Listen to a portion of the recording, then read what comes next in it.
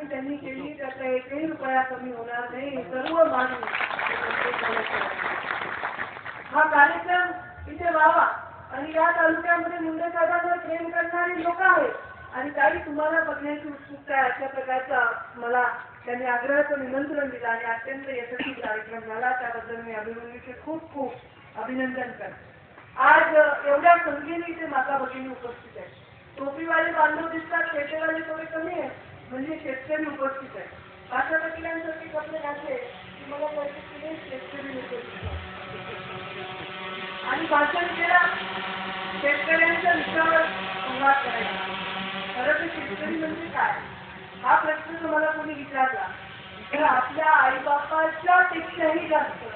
ज्याचा अधिकार आपल्या तोंडात जाणाऱ्या प्रत्येक भाषावर आहे आणि ज्यांनी स्वतःच्या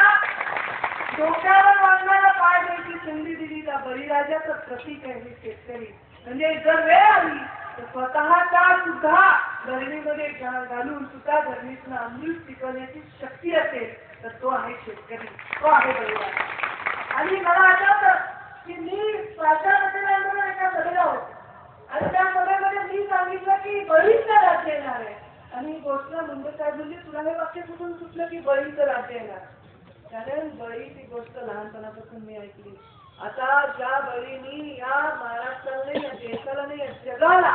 अन्नदाता म्हणून काम केलं त्याचे काय दिवस आले आणि त्याचे दिवस कसे बदलायचे आणि ते नुसतं भाषण न करता सरकारच्या माध्यमातून उपाययोजना करून बदलले पाहिजे या भूमिकेतून आम्ही सर्व काम करतो। आज बळीचं राज्य आलंय का नाही हे जर प्रश्न विचारला तर उत्तर नकारात्मकच आहे, पण मी सांगते बळीच्या विषयी पोटतिडकीने काम करणाऱ्यांचं राज्य आलंय, निसर्गाची जर कृपा असती तर आज माझ्या बळीराजाला अडचण झाली। एक काळ असा होता जेव्हा दुष्काळ पडला 72 साली बोलला ना किती वर्ष करतो तुम्ही म्हणजे आता यांचं वय तुम्ही बघा 30 वर्ष होते म्हणजे गोविंद नानाला विचारलं कारण 72 साली मुंडे साहेबांचं लग्न नव्हतं झालेलं आणि ते जेलमध्ये होते त्या आणीबाणीमध्ये एवढी परिस्थिती निर्माण झाली की युवकांनी सरकारच्या विरोधात बंद पुकारला। अन्नाचा दुष्काळ लोकांच्या घरामध्ये अन्नधान्याची टंचाई, पण आज जर आपण बघितलं तर दुष्काळ आहे पाण्याचा,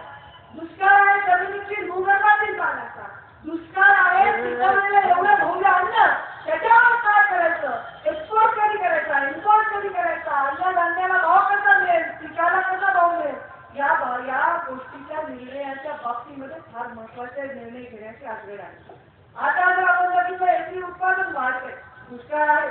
आज दुष्काळामुळे आपल्याकडे कापसाचं उत्पादन कमी झालंय, आपल्याकडे धानाचं उत्पादन कमी झालं असलं तरी पण पूर्ण देशाचा आढावा घेतला तर उत्पादन वाढत आहे आणि उत्पादन वाढल्यानंतर शेतकऱ्याला नुसता भाव देऊन भागणार नाही तर त्या उत्पादनावर प्रक्रिया करणाऱ्या उद्योगधंद्यांना सुद्धा ताकद देण्याची गरज आहे। कारखान्याचा विषय संभाजी पाटील निलंगेकरांनी बोलले, कारखाना जगला नाही तर शेतकरी जगणार नाही। ऊस हे पीक असं आहे की पश्चिम महाराष्ट्राने म्हणायचं की मराठवाड्याच्या ऊसाची काय गरज आहे, मराठवाड्यात पाणी नाही, मराठवाड्यात पाणी नाही तर मराठवाड्याच्या जमिनीत पाणी पेरण्याची योजना